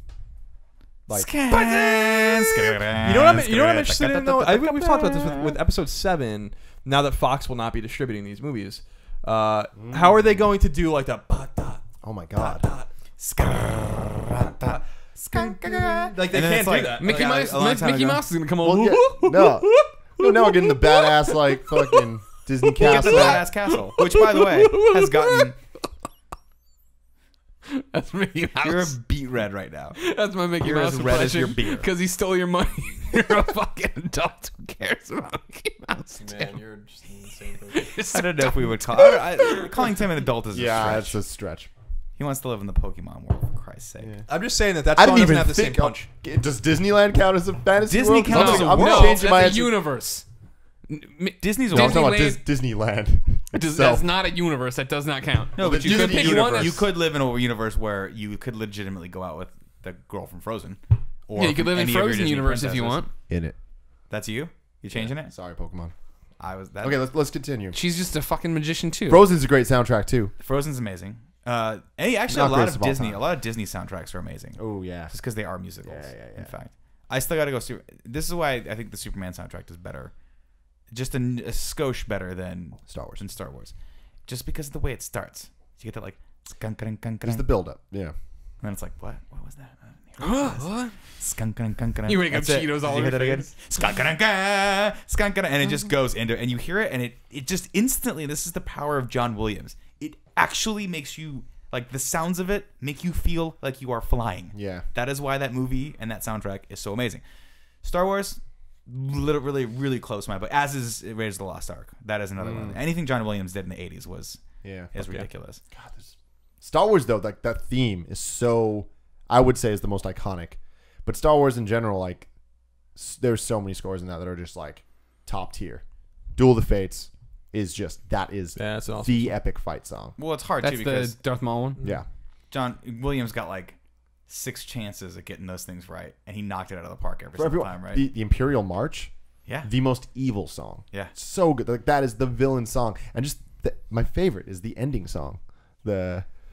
Go for it, Nick. Which skunk-a-dunk-a, oh, wait, skun. No. Which Yeah. one is it? Skidder, skidder, skidder. Oh, skun, skadun, skadun, skakakakakun, skun, sprakadastani, yeah, that's the Oh, jam. man. Like, that's, you And it's hear the that same and you're one like, in every single oh, one my- of them. It's like, oh, he's hanging off the thing and his hand's cut. No, we gotta take him to the weird infirmary with a weird dude that's like looking at him and he's stuck in the freaking water, and then it's like, That's 2-1B. This sucks. Skadun, skadun, skakakakakun. Okay, you're like, oh, he will return in Star Wars: Return of the Jedi, starring Greg Miller as Han Solo. everybody. Look at me, everybody! I could make that levitate. True story. Okay. Colin, you got one for us? Romeo and Juliet. The Baz Luhrmann one? The one from, I don't know, the The Frank 95 Zeffirelli Oh, one? my God. Oh, the That DiCaprio. was such a That good call. was Claire actually a Danes. really good soundtrack. Yeah, it's an awesome soundtrack. Love me, love. That was the one that I sang that song no matter what, and people were like, "Shut Number one, Crush up." is on there, right, by Garbage. That's a fucking awesome song. Oh yeah, It's a fucking creepy song. Garbage is awesome. Garbage is and that good. chick was so hot. What was her? Shirley Manson. Shirley Shirley Manson. Manson. Oh my god. If you had to go back, if you could be a rock star in any Yeah. era, Yeah. would it be the '90s? For the music that I like, yeah, it would be. If I can make the music that I would really want to make, it would be like, yeah, in the mid '90s, probably mid to late. I feel like the '80s would have been more fun though. I mean, I Yeah, would but have you'd killed have the. AIDS. That's or fucked you up. would have OD'd on Yeah. something. I mean, I love, my girlfriend makes fun of me because I always think about, I would love to be in a new wave band and play a Steinberger bass and those are the ones that like cut like that all the new wave guys played with like the cut off edge and stuff like that. Yeah, like, badass, like fretless. yeah. Well, not fretless, but like that you like tune them from the back. Oh yeah. Those are the They're bands. like super expensive and totally unnecessary. But like Tears for Fears and that'd be so cool to be in like Tears for Fears. But I still feel like the '90s was just. But if I could still be in a not band busted.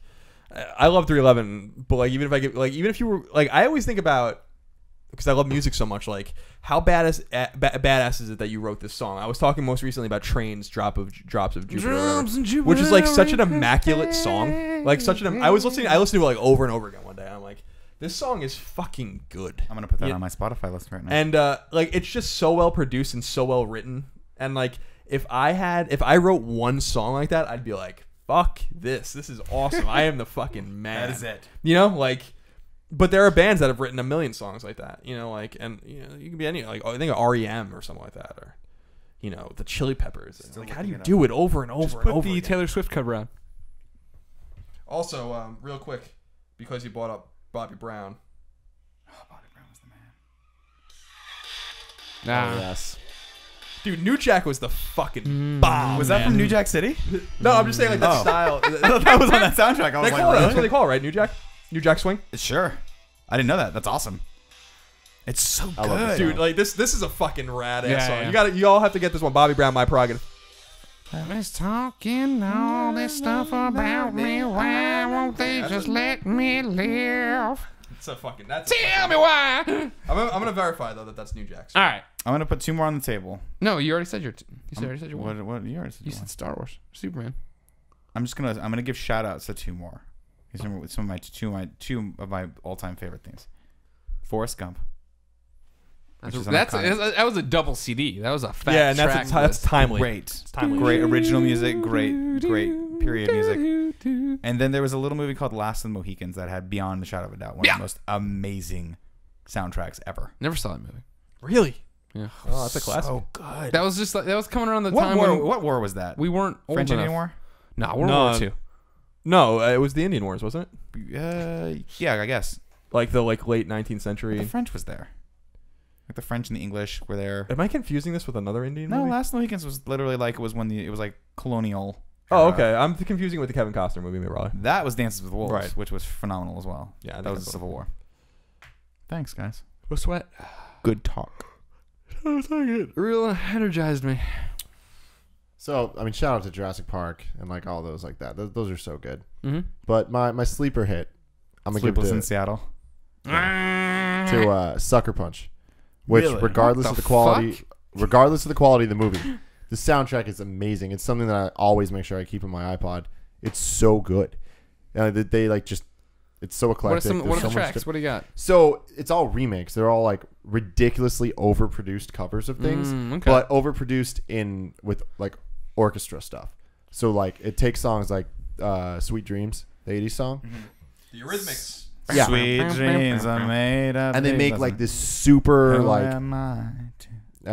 minimalist. It starts off like very minimalist and quiet and just like eerie, and then it builds to this like crazy orchestral like just mayhem. And I love stuff like that. Like it's just super freaking cool. That's awesome. So and then there's a I've bunch never of, seen Sucker Punch. then so I there's gotta watch that. they do a cover of that White Rabbit song.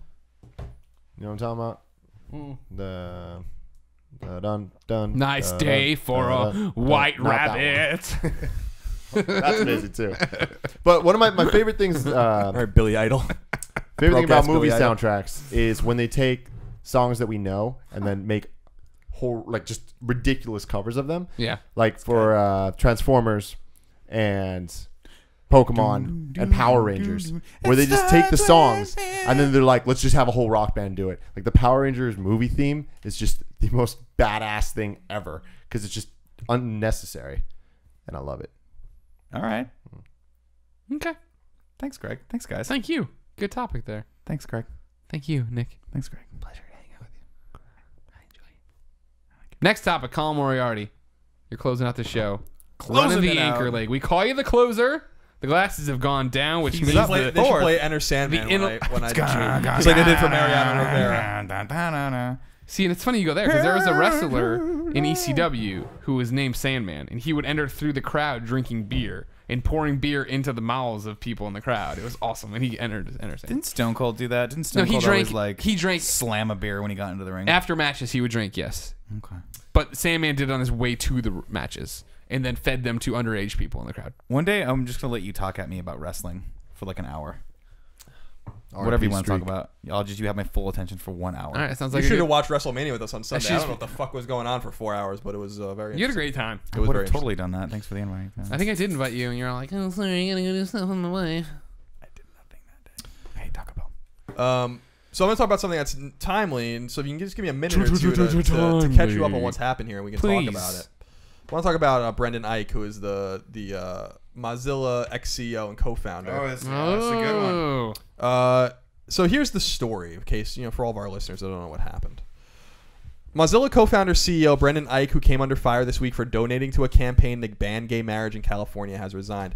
Eich, who became the CEO of the nonprofit company behind Mozilla Firefox on March 24th, had donated $1,000 for the successful Proposition 8 ballot measure that passed in the November 2008 state election. Last year, California's ban on gay marriage was overturned when the Supreme Court left into place a lower court's ruling against the measure. Quote, "I've decided to resign as CEO effective today and leave Mozilla," he said in a statement. "Our mission is bigger than any one of us, and under this present circumstances, I cannot be an effective leader. I will be taking time before I decide what to do next." Eich was previously chief technology officer of the company, but had been involved in Mozilla's development starting from its conception in 1998, the previous CEO, blah, blah, blah. Now, here's the interesting thing. A statement from all right, so after the announcement that Eich will become CEO last week, some Mozilla staff protested his appointment while 3 of Mozilla's directors resigned. OkCupid protested by refusing to allow users to run the dating website with the Firefox browser. A statement from an OkCupid spokesman said that the dating site firm is, quote, "pleased that OkCupid's boycott has brought tremendous awareness to the critical matter of equal rights for all individuals and partnerships. Today's decision reaffirms Mozilla's commitment to that cause." So he resigns because he donated to Prop 8. Prop 8 was a big deal in California, in case you don't live here, and you probably don't if you're listening to this. That would ban Thanks, gay marriage. Tennessee. It passed 52 to 48. Pretty safe to assume I voted against it. I'm sure everyone at this table did. I guarantee Tim didn't vote. I did. Fuck. Yeah. So this was like a big deal, and this banned gay marriage, but it was overturned. And this got me to thinking, earlier this week and this weekend about, and I tweeted a little bit about it very controversially with some people saying that I felt like this was wrong. That even though I'm a supporter of gay marriage, I'm also a supporter in freedom of thought and expression. Sure. And that you can't be forced out of a position like that because of how you vote. Like, it just seemed weird. It seemed like so weird to me, you know? He's obviously wrong in my opinion, but this is also the man that, you know, invented JavaScript. You know, probably one of the greatest technological inventions in the history of computers. You know, so not a stupid man, not an inconsequential person. Mozilla also, you know. Well, see, that's where I feel like that's where it comes down to me. Take out the morality, take out the ethic of it. I feel like someone who runs a company, and correct me if I'm wrong, but they're based in San Francisco. They're in Embarcadero, aren't they? Yeah. They took over the old Gordon Biersch. Gordon Biersch, that's right. I miss those garlic For fries. someone who runs a company in the heart of San Francisco and decides to come out and not only, you know, come out against gay marriage, but also support the opposite side via his funds, I feel like that's not. I don't know that I could trust that person to make smart business decisions just based on knowing that that's probably going to be a very polarizing thing for him to do.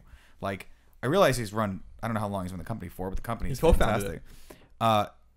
Makes great products, but at one point, wouldn't you be like, dude, that's just not a good thing, like a good decision.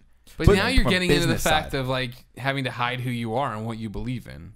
Like, Yeah, but I feel like with business, you gotta do that sometimes. Yeah, it's business. Right. But he didn't broadcast hate this. Tim, No one but I knew don't tell about people that. No one knew. You can very easily see who donated to who. You can find that I donated money to Mitt Romney. You can find that I donated to Ron Paul. It's like not hard to do. I'm gonna right? have to ask you to step down And- from this podcast. And the thing to me is that, you know, he's like, it created a litmus test, right, for politics, right?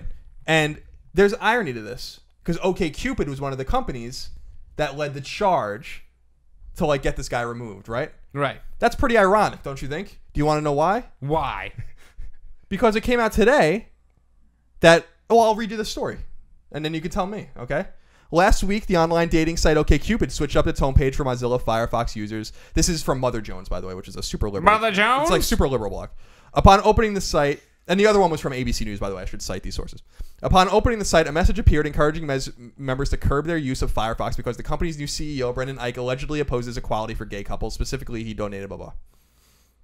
The quote on the site was, "We've devoted the last 10 years to bringing all people together. If individuals like Mr. Eich had their way, then roughly 8% of the relationships we've worked so hard to bring about would be illegal," etc. and so on. But there's a hitch. OkCupid's co-founder and CEO Sam Yegan once donated to an anti-gay candidate. Dun dun dun. Yegan is also CEO of Match.com. Specifically, Yegan donated $500 to Representative Chris Cannon, a Republican of Utah, in 2004. During this time as congressman, from 1997 to 2009, Cannon voted for a constitutional amendment banning same-sex marriage, against a ban on sexual orientation-based job discrimination, and for the prohibition of gay adoptions. He also voted for numerous anti-choice measures, earning a 0% rating from NARAL Pro-Choice America. Among other measures, Cannon voted for laws prohibiting government from denying funds to medical facilities that withhold abortion information, stopping minors from crossing state lines to obtain an abortion, and banning family planning funding in U.S. and abroad. Cannon also earned a 7% rating from the ACLU for his poor civil rights voting record. How do we know that he voted? How do we Isn't know that he voted? interesting? How do we know what he voted for? Isn't that a secret? Not in Congress. We Oh. don't have all the congressmen vote. Wait, That'd be pretty so- This dangerous if we guy, didn't know the everything. guy, the CEO here funded a guy who voted. When you vote, it's public what you vote. So, when so you're that's voting. interesting. Oh, got it. So that's pretty interesting then. So it's, you know, Ike from Mozilla Yeah. donates $1,000 to Prop 8 Right. How does he donate to Prop 8? because you donate to the PACs. Well, it wasn't PACs back then, but the organizations that are supporting it. This was heavily supported, by the way. By But the see, Mormon that's Church different and to me than supporting a candidate that just happens to have, like you were saying earlier. You were like, you come down more on the side of libertarian, right? Where no politician's perfect. No one actually believes 100% in what you believe. So sometimes you just have to it's give and take. Where you're like, that guy support that guy. Cut the fucking chase and nail Colin. Don't let him off the hook. Well, I'm What saying are you is, fucking? What's the McLaughlin if group? I donate $500 to a campaign, and Right. I don't have to necessarily 100%. In fact, I'm not going to 100% believe in what that candidate believes in. It's just not possible. Yeah. No, but God damn it! He was gonna say that you donated to Mitt Romney and you don't agree with all of Mitt Romney's policies. Yeah, concerning gays. I was going to especially. say that. Yeah, So, But you I didn't. mean, You backed down like the shit you are. What fucking goddamn people have no, you been saluting? but you guys are missing the point. That no one can be held to a litmus test like that. Yeah. Because it took one fucking week for them to dig up something on OkCupid's CEO. the guy who spearheaded basically the resigning of another CEO from another tech company for donating money against gay marriage. I think that's inflammatory. I think that's just trumping up some stuff. That's not inflammatory. He donated money to a Republican. What else did that guy do? Like, what else did that Republican He voted specifically. So he gave a statement, and I'll read it to you. Wait, hold on, time out. So Sam Yegan, the CEO, gave a statement. A decade ago, I made a contribution to Representative Chris Cannon because he was the ranking Republican on the House subcommittee that oversaw the internet and intellectual property. So it had nothing to do with his views on gay rights. Yeah, no, so that's totally different. That's completely different. Not. No, it's not different. It's not different. Now, mind you, by the way, I'm with you. I do not think that he should have been forced out of office. Colin, this guy's fucking owning your ass right now. Don't listen to him say he's with you. I know, because I heard the story, and at first I was my first gut reaction, my passionate reaction was, how dare this guy do that? And then I thought about it for 5 seconds, and I'm like, well, it's his right. It's because he's an American, because it's his right, because this is our system. He should be able to do that, and he shouldn't be persecuted. I think you guys are missing the point. I'm not saying that like donating to Prop 8 and donating to this congressman are the same thing, because they're not. Right? The money's different, the time's different, all that stuff is different. Mm-hmm. The point. Let me put my computer down. It's about the real. The point I'm trying to make is that no one can be held to a specific purity test that everyone can pass or fail. Because much like people dug up shit on that OkCupid guy, that frankly does make him look like a hypocrite. See, that's the thing I don't agree with. I think that's just... I agree with you that it's wrong. Like, he should not be, as a business guy, held to these standards. But at the same time, like, I don't think that this shows that they're hypocritical, and it's ironic. It's just because of what Nick's saying. Okay, well, Colin's not even driving at this point. Okay. Yeah, I guess what I'm saying is, like, yeah, I'm a little confused, like, where you guys are confused about this. The litmus test that people tried to hold this guy to is a litmus test that no one can be held to. Because we all vote for things that we don't necessarily believe in to get the things that we want. This guy gave the guy money, the guy with a 7% ACLU rating, a 0% pro-choice rating, who voted for a constitutional ban on gay marriage. You know? Not in a state, but federally. Mm-hmm.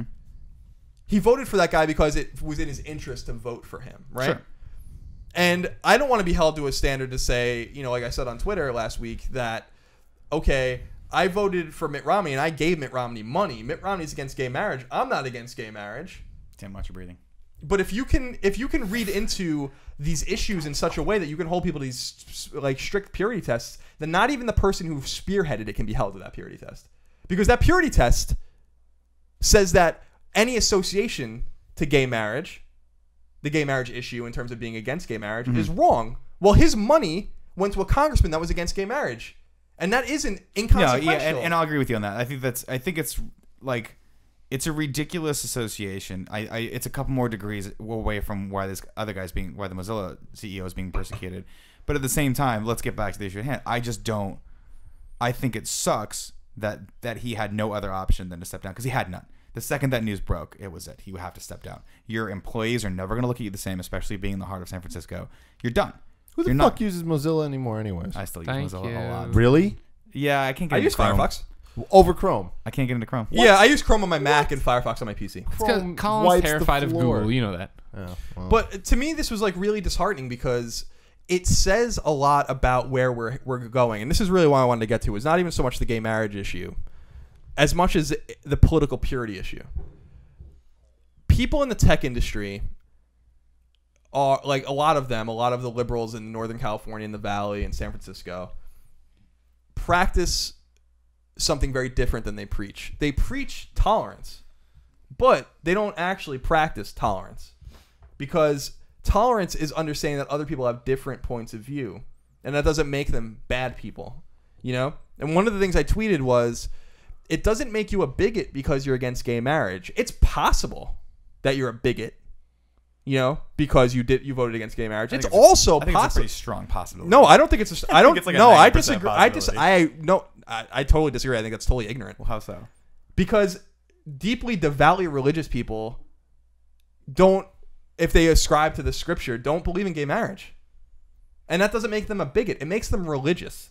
And I know people that are against gay marriage, and I know how these specific people treat gay people, and they treat them just like they treat you and me. So if they all had gay sons, they'd be totally okay with that. I don't know. I mean, I don't know if they're in that situation. And I've called out that hypocrisy before in previous conversations, especially concerning Dick Cheney and his daughter and how he like bucked the trend when he found out his daughter was gay. Like that to me was fucked up because but up until that point, he right, was exactly, completely different. So my major concern is the litmus test, being kind of thrust on people can't be passed by anyone. That like. We all voted for someone that feels a way we didn't feel, or our money was all funneled in a different way. It's like when you go to Chick-fil-A and your money goes to Dan Cathy and he spends it on, to prohibit gay marriage, whatever. Like, you can follow that line any direction you want. You know what I mean? And like find something fucked up about a person if you hold them to this strict purity test. Hey, newsflash for everyone that voted for Barack Obama in 2008. He was against gay marriage until 2012. Does that mean you're against gay marriage because you voted for him? Or were you voting for him because you believed in other things? With Barack Obama, I still think your logic's a little flawed here because it's not like, you're still equating it to candidates, whereas this guy's not supporting a candidate. He's literally supporting a movement.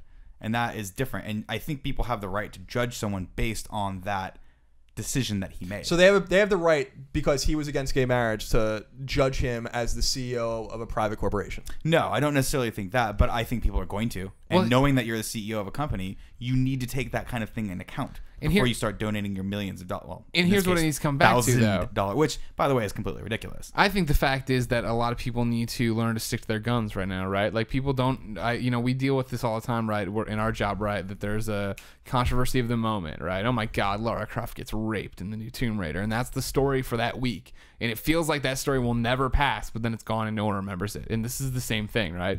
Chick-fil-A guy, oh man, he hates gay marriage. We're going to do this. Nope, don't worry about it.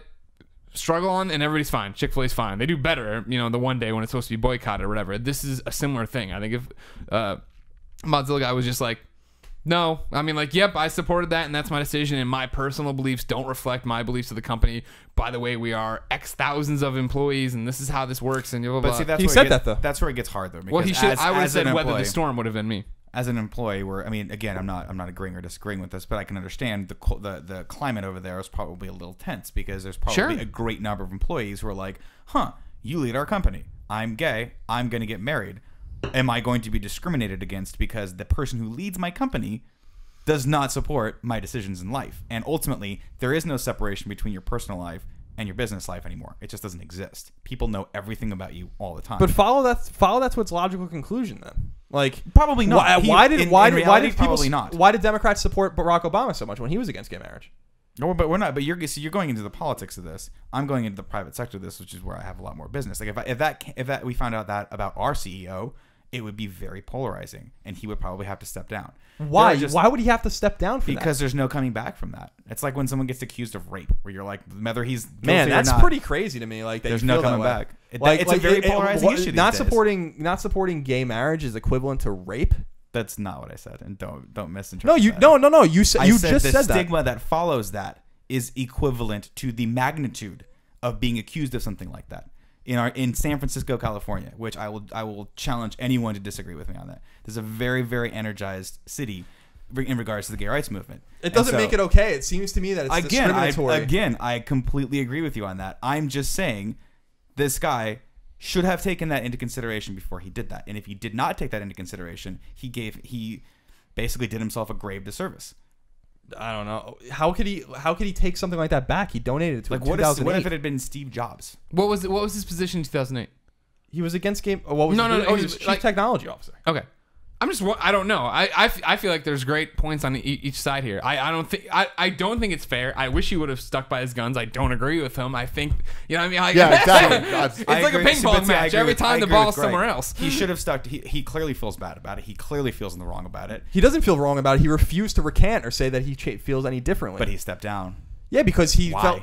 He could have gone. Well, because he doesn't really need the job, and so I assume that's part of it. I'm not saying that he's right. I'm not saying the gay marriage ban was right. My actions met my words. I voted against Prop 8. I've been pretty vocal about supporting gay marriage. Mm-hmm. What I'm afraid of is having a society that has political litmus tests to be in the private sector. That is a very scary thing. But it happened. It just happened. It does. And my point is it only took a few days for someone to dig up dirt about the leading proponent CEO about where he spent his money. And I think that's totally relevant. But here's my thing. This is similar to what I'm saying with weather the storm. This isn't going away. This is going to get worse. The next generation of CEOs will have Facebook profiles and Twitter, and like everyone's skeletons aren't, you know what I mean? Like you don't get to grow up in secret anymore and do dumb stuff in college and have one photo your friend took on a wind-up camera, right, of you doing blow. It's like, nope, all that's out there in this digital, and that was a Barack Obama reference, by the way, not a Nick Scarpino does cocaine, but fund that Kickstarter. You know, I think that's where we're moving. That's where the ball is going. You know what I mean? And these right now are the first, I guess, lightning rods, right, where we have to see how people react and what they do. And I think you're seeing two different things with the Chick-fil-A guy and now with this guy. I don't know. I think it's totally disturbing. I don't want people to be discriminated against in polity, which is why I support gay marriage, because I think it's inherently discriminatory. But I really urge people to not want to destroy their political opponents, which is like what this has gotten to now at this point. You know, it's not good enough that the movement's winning so very clearly. This is what a very popular. I'll read it to you. Let me look it up real quick. Sure. Do you guys know who Andrew Sullivan is? No. Who is he? Here, hold on. I'm gonna look it up. Give me a moment. Tell Craig Barron to fuck off. He's texting me excessively. What up, Craig Barron? You don't watch the show. Don't what up anybody. He doesn't watch the show. Thanks for listening to Game Over Greggy Show, everybody. Remember the MP3 posts every Friday at GameOverGreggy.bandcamp.com for $1. And if you don't like that, you can wait for the YouTube videos to be broken out throughout the week on GameOverGreggy.com. Each topic gets its own video. The full show goes live on Friday. We don't promote it. Yeah. And if you like hiking, there's a shirt. Yeah, the Sean Finnegan likes hiking shirt is finally do you like real. hiking? I love hiking. Why do you like hiking, Tim? Because Get some ladies. yeah, girls like hiking. Because You remember the girls Sean Finnegan like story. hiking. DistrictLines.com/GameOverGreggy. We have a Sean Finnegan likes hiking shirt. It's a very, very nice And shirt. Oreo-gasm. Actually given to us by a nice And man named Oreo-gasm. Mike Yeah, if you like Noss. Oreos, you can get that. Yeah, the Sean Finnegan shirt is designed by a fan. Mike Noss. Mike Noss on Twitter. He's a really talented guy. He was nice enough to contribute that to the cause. So thank you, Mike. Much appreciated, man. It's a nice shade of green. It's Jets green. I chose it just for Colin. Aw. Thank you. So what did you got for me, Colin? You checked to read us something. Andrew Sullivan's like a very, very, very, very popular internet writer and blogger. Okay. He's gay. Okay. And he wrote a story called "The Hounding of a Heretic." And here's what he said: the guy who had the gall to express his First Amendment rights in favor of Prop 8 in California by donating $1,000 has just been scalped by some gay activists after an OkCupid decision to boycott Mozilla. The recently appointed Bregan Ike just resigned under pressure. Will he now be forced to walk through the streets in shame? Why not the stocks? The whole episode disgusts me, and it should disgust anyone interested in a tolerant and diverse society. If this is the gay rights movement today, hounding our opponents with a fanaticism more like the religious right than anyone else, then count me out. If we are about intimidating the free speech of others, we are no better than the anti-gay bullies who came before us. And I thought that was an interesting and powerful statement. Not necessarily that I agree with him 100%, but that there's even divisiveness and apprehension about what happened to this guy because it sets a weird precedent. It really does, and I'm not comfortable with that because what's next? Because what if the next polarizing decision is alcohol, right? Not that it would be, but all of a sudden it comes out that Colin drinks bourbon and bourbon's the polarizing issue and you have to quit your job. I mean, that's obviously an exaggerated example, but I see where that slippery slope is. And that's the danger of politics in general, right? Is that like you put a lot of energy behind something and all that energy can be destructive to humans, much like McCarthyism, right? Where's that line drawn? How far do we go until we go, hey, you can't just point at someone and say he doesn't like gay people and have it just be inherently true. There has to be more layers to that because human beings are allowed to not agree with something, but also can still be good people. They can still make good decisions, right? Yeah. And I don't know, I've never read anything about the CEO of Mozilla, but I mean, he made a really good company that's based on some interestingly, probably good ideals, I would imagine, since they're developing it all for free, right? Yeah, it's not for profit. Yeah. So there's that. It's messed up though. All I know is this. From a business standpoint, I've already voiced my opinion on like what you probably should and shouldn't keep private in your life. From an ethical, should he have backed down? I don't think so. I think he should have fought that fight, if nothing more than just to kind of prove that point and push back a little bit. If that happened to me, would my life probably be ruined at this point, not being a millionaire? Yeah, it would suck. If that stigma follows you around forever, probably, you know, and it would destroy normal people. Like if you were just a VP at a company and that came out and then made national headlines, who would hire you? You know, so it's rough. It's a dangerous power to wield as the public. So we should really be careful about that. Now here's something I want to bring up, Colin. This is almost a separate topic, but I found it interesting. Your tweet you talked about, right? Just because you don't agree with gay marriage doesn't make you a bigot. And your thing here was religion, right? Some people, they're not bigots, they're religious, right? But here you don't subscribe to religion. You don't believe in a God, right? No. So isn't that in a way just a veiled blanket statement to get around the fact that you don't agree with this? And is it them? Maybe. Isn't it them being ignorant? Maybe there was a point that was being made. I thought that was really interesting. I don't know where I read it. I've been reading a lot about this, and they were saying that, like, you know, it's likely that a person who's not religious who voted against Prop 8 or voted for Prop 8 is a bigot, right? Yeah. But they made the other great point too. He was saying, like, how many people told me during Prop 8, not me, but the guy was saying, how many people told me, yeah, I support their, you know, I want them to get married. They just better not hit on me.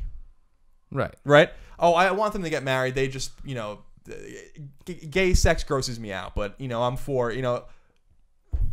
It's the same fucking thing, you know? Like, it's the same, like, you're still putting a bad message forward. You're still putting a bad foot forward with the way you feel about it. You're just checking the box in a way that makes it acceptable. But the underlying causes and your own homophobia, you know, is belied by the things you say, you know? And, you know, Andrew Sullivan brings up a good point in another piece, because he's saying, let me concede all of the opposing arguments that have been deployed to defend the public shaming and resignation of Parliament Ike. To recap these points, this was not the gay left as such, but the techie straight left more broadly. He wasn't fired, he resigned. Mozilla is not your usual company. Being CEO is different than being just a regular employee and requires another standard. It doesn't matter because we're all marching toward victory anyway. This was a function of market forces and the First Amendment. So, like, these are all the arguments for why, you know, this was okay. But he says, why am I convinced that what just happened still matters and matters a lot? I think it's because these arguments avoid the core ugly truth of what happened. Brendan Ike was regarded as someone whose political beliefs and activities rendered him unsuitable for his job. You know, in California, if an employer had fired an employee for these reasons, he would be breaking the law. You know, so we let a mob of various people, you know, force resignation. It says there in California's law, no employer shall coerce or influence or attempt to coerce or influence his employees or by means of threat or discharge or loss of employment to adopt or follow or refrain from adopting or following any particular course or line of political action or political activity. Yeah, but there are gray lines there. Like, a lot of times with CEOs, you do sign a contract saying that you won't do anything to defame a company. And bringing national attention for a decision you made to your company in a negative way could be construed as that. In fact, a lot of lawyers would be like, this guy's got to go because he's literally selling the good name of this company. Sure, but they can't fire him for that. No, they can't fire him. So what is forced? Like, actually, how is he no one forced to can leave? fire him because he owns the company. He had to resign. He had a mutiny on his hands that was driven by the media. Like, he to couldn't do quell anything about it. He backed you know, down. But he wasn't forced to. He could have not. No, he couldn't have. But the point, yeah, that's true. And he hasn't, like I said, he's filthy rich. You know, like, he doesn't need the job. Mozilla. But Sullivan says this, and I'll leave it here. He says, the ability to work alongside or for people with whom we have a deep political disagreement is not a minor issue in a liberal society. It is a core foundation of toleration. We either develop the ability to tolerate those with whom we deeply disagree, or liberal society is basically impossible. Civil conversation becomes culture war. Arguments and reasons cede to emotion and anger. And let me reiterate, the principle of toleration has recently been attacked by many more on the far right than on the far left. I'm appalled, for example, at how many gay teachers have been fired by Catholic schools, even though it is within the right of the schools to do so. It's awful that individuals are fired for being gay with no legal recourse all over the country. But if we rightly feel this way about gays in the workplace, why do we not feel that way about our opponents? You know, like, it's a totally reasonable question raised by a prominent gay man. You know, and I reading all the stuff, I'm like, I can't believe he's really hitting the nail right on the head. And on what grounds can we celebrate the resignation of someone for his off workplace political beliefs? Payback, revenge? Some liberal principles, in my view, are worth defending, whether they are assailed by left or right. I'm then informed that opposition to marriage equality is not just a political belief. It's a profound insight into whether someone is a decent, moral person or a bigot. And this belief is also held with absolute certainty, the same absolute certainty of righteousness that many Christians have. Well, let me you know, like, but let me play devil's advocate on this, right? Because how do things change in our society, right? It's by a majority, right? There is a majority that steps up and they fight the good fight, and things change. And is this too far, or is this just another symptom of our country having to change? And is change ever easy, right? Has there ever been a monumental shift in the way we live as human beings in this country without a lot of casualties to that, if that makes sense, right? For instance, healthcare, right? Everyone gives Obama shit for healthcare. Will they be giving him shit for healthcare 10 years from now? Maybe not. If everyone's got it, they'll remember him a lot better for that. So I don't know. Maybe this guy's just another casualty in a war worth fighting, or maybe this is just a step too far. But ultimately, I don't know. It's hard because you do want to come down on people that make that decision when you believe so much in the opposite. And you almost want to, when you want to punch as hard as you possibly can, right? But I mean, if again, it's one of those things where like it's a fight, it's a boxing match, right? If he really believed in that and he had the courage to stick with his convictions, then he should have stayed where he was at and defended himself and been like, no, this is why I did this. We can have an open dialogue about it, and this is why I believe this way. But he said, you know what? I'm gonna do what's good for my company, and step down. And in 2 weeks, we'll forget about it. If he was fired, that would be a totally different story. But the fact that like he decided to leave, like, yeah, so this is I don't disagree. Like, what if they fired him? It would have been illegal. Yeah, they didn't fire him. But this is what he says as he finishes his piece. Ike begged for mercy. He asked to be given a fair shot to prove he wasn't David Duke. He directly interacted with those he had hurt. He expressed sorrow. He had not the slightest blemish in his professional record. He had invented JavaScript. He was a hero. He pledged to do all he could to make amends, but none of this is ever enough for inquisitions, and it wasn't enough in this case. His mind and conscience were the problem. He had to change them or leave. A civil rights movement without toleration is not a civil rights movement. It is a cultural campaign to expunge and destroy its opponents. A moral movement without mercy is not moral. It is, when push comes to shove, cruel. For a decade and a half, we have fought the battle for equal dignity for gay people with sincerity, openness, toleration, and reason. It appears increasingly as if we will have to fight and fight again to prevent this precious and highly successful legacy from being hijacked by a righteous, absolutely certain, and often hateful mob. See, we are better than this. We must not give into it. That's how he finishes this. I like a lot of what he's saying, and I feel like this idea of, so we're fighting for tolerance, and these other people are not being tolerant. Mm-hmm. That is a really good point, and it's very true. But at the same time, it's like, what if this is something that no one should be tolerant of? And like now it's like there's the question of is it okay or not? But like, what if it is not okay? Yeah, I mean, I feel like slavery not okay. Yeah, I feel like if you put it in terms of like 50 years ago, if we were having this discussion about whether or not segregation should be ended, that would be a no-brainer, right? But it's like 50 years. Should you be allowed to be tolerant of that? Or am I missing my time? How long ago was that? 60s, 50s? It was the 50s. 50s. Well, that's when the argument was happening. Right. So, I mean, it's one of those things where I think history will judge accordingly, where, it's unfathomable that someone would contribute to something like that.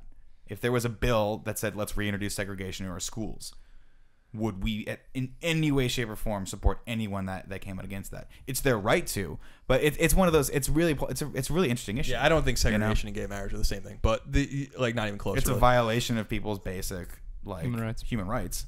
I guess, but to be with whom you want to be, to do what you want to do. In this country. But segregation is a systemic, every part of your life is affected by Jim Crow. You don't think it's the same when you're discriminated against for being gay? No, because that's not what he's specifically saying. He's not discriminating against people for being gay. He's not saying gay people need to be in separate places than straight people. Yeah, but he's saying that straight people can have one thing that gay people can't. That's discrimination. Yeah. That's inequality. I understand that, but it's not that, no offense, shows a pretty profound not understanding what segregation is. Well, no, I understand that people, when you wake up in the morning and you can't get married to the person that you love, that it's not the end of the world, right? You can still go about 99% It's terrible, of your day. but no one's saying, don't get on the back of the bus. That's what I'm saying when Greg talks about when is it going to be okay to be gay? When are we going to just move beyond this as a civilization? Yeah. I look forward to those days when this argument is ludicrous, where it's a no-brainer, right or wrong. Yes, maybe it violates its fundamental rights of freedom of speech or freedom of choice, but it's where we've tipped the scales finally to go, come on, dude, right? I still think we're years away from that, but I do look forward to that time. But again, having said all that, I fundamentally agree with what was his name? Andrew Sullivan. Yeah, on a very sincere level, if that were happening to me for a decision that I made, it would be the worst thing. because it's going to tarnish his life forever, and that's not what this country is about. It shouldn't be. You know, it should be about that open dialogue. It should be about that freedom of choice. We tout freedom of choice when it's the right choice. Who makes that call, right? And which I think is what you're kind of fundamentally going toward. Yeah, I mean, I'm just saying the that bully like, makes the call right now. I'm just saying that like I can't be held to that litmus test. I can't. Yeah. You know, none of us can be held to that. That's exactly. Greg walks out his That's underwear exactly. constantly. It's No, offensive. it's just like a political litmus test. It just seems wrong to me. Like like, there's a difference between being against. So we're talking about the argument against segregation. We're talking about civil rights. Well, like the man who revolutionized the civil rights movement was Martin Luther King Jr., who preached love your brother. You know, who preached peace, Right. and acceptance, and changed their hearts and their minds. You know, he wasn't saying like segregationists go fuck off, don't do anything anymore. He was like, I love you, and I'm going to change your mind with my actions. But he wasn't the only person fighting for that, though. No, but he was fighting with violence. Exactly, and who the fuck? Like, do we look fondly back on those people? No, but those people were instrumental. I don't agree with that at all, man. I think that the whole movement hinged on someone like Martin Luther King. You know, I don't agree with that at all. Oh no, I think that again. I think 90. If you put it in percentages, sure, 95% was Martin Luther King in that movement, but there were a lot more people who let their rage speak instead of fear, or instead of and those people have played a role in it, like it or not. You know, those people were people that brought it to attention in a bad way and may have said it back, but they still played a role. But keep in mind, of course, there's a different landscape right now. Now, a hashtag, right, can whip thousands, hundreds of thousands of people into action immediately, and they're incredibly outraged in that moment, and they were all probably Chrome users anyway. And you know what I mean? Like, that's the different of where we are. Yeah, like right how many now. people that heard that story and were like, I'm going to stop using Firefox? Only the people that don't get Cupid. I did not use Firefox today. I didn't even think about it when I went to work, and I heard the news story this morning on the way to work. You know, and that's what I'm saying. Like it's a travesty. It's literally like the worst. It's McCarthyism, right? It's calling someone a communist, and then their life is ruined, and that's the danger of sort of that majority opinion, right? Yeah. Is that it can get out of hand, and this is out of hand, right? It's ridiculous. I would not want it to happen to me, but that's the point. It could happen to any of us. It could happen to any of us, regardless of what's in our hearts, or regardless of like how we voted. Like, that's what I'm trying to say. Like, the purity test is not one that anyone can pass, and that's why I brought up the OkCupid guy. Because he couldn't pass it. He didn't pass it, regardless of whether you think it's true, like whether it's real or not. He voted to in a deep Republican state to a deep Republican congressman who held deeply bigoted views. I'll agree he didn't pass, but I think he still failed by a lesser margin than the other guy. Like, he might have got like a 70, the other guy like a 50. It's a hard fail. That's a hard fail. That's like one of those where he doesn't even bother putting the red mark on the paper. See, that's one of the things I didn't like about the ABs and the C's and the D's is like, what? It's like a 65 is a Why F? Why give the D or the F? What do I care? D is failing, right? Well, the D's or everybody wants the D if you're in the chance of getting the F. The But F is like you fail. But I'm just saying, why wasn't the fail 0? I don't know. Because they wanted kids to feel good about themselves. All right. Hey, you got a 50. Good for you. Half right. Well, there you go. Another Game Over Greggy show in the books, ladies and gentlemen. Remember, every Friday we post the MP3 at GameOverGreggy.bandcamp.com. You can buy it for $1, and if you don't feel like doing that, you are welcome to go and wait over at GameOverGreggy.com for each one of the topics to be broken out as a pretty little YouTube video. Make sure you hit up districtlines.com/GameOverGreggy for all our t-shirts, which include now the Game Over Greggy shirt, Colin for President, Oreo-gasm, Sean Finnegan likes hiking, and Scarpino boxing, Shadow Boxing Association. Kick what? No, that's all. That's correct. It's a mouthful. 1996. There's the part I'm screwing up. Keep in touch with us all on Twitter. They've been up throughout this video. If you're listening at home, of course, I'm Game Over Greggy. Colin is No Taxation. Nick Scarpino is Nick_Scarpino. Tim Gettys is Tim Gettys. Yes. Ladies and gentlemen, thank you so much for your time.